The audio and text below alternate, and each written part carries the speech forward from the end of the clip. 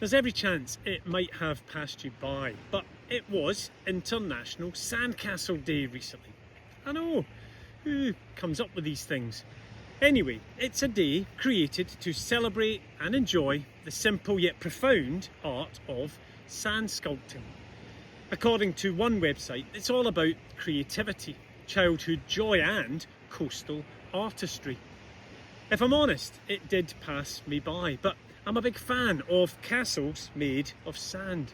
I'm not going to be alone, I'm sure, in having fond memories of hours spent on relatively chilly beaches, digging moats and hastily building sandcastles before the tide turned. What might be unusual is doing so with a dad who could and would build exact replicas of Edinburgh or Windsor Castle. Happy times.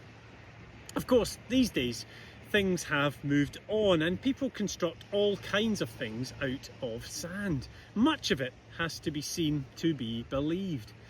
Apparently, professional sand sculptors, yes, such people exist, often use wooden frames to build up large blocks of sand, which they then carve using specialised tools. It's not just buckets and spades, you know. And I'm told the key to successful sand sculptures is using thoroughly compacted wet sand.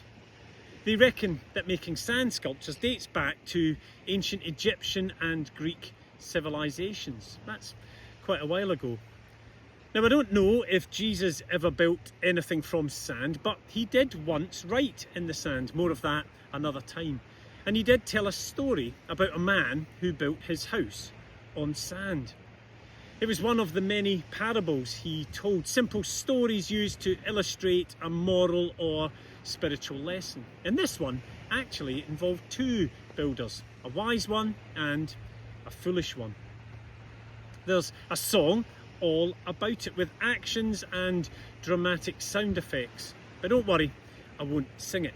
But the wise man built his house upon the rock. And when the rains came down and the floods came up, the house on the rock stood firm, while the foolish man built his house upon the sand, idiot.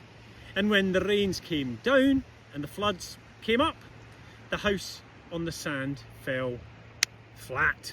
Well, it would.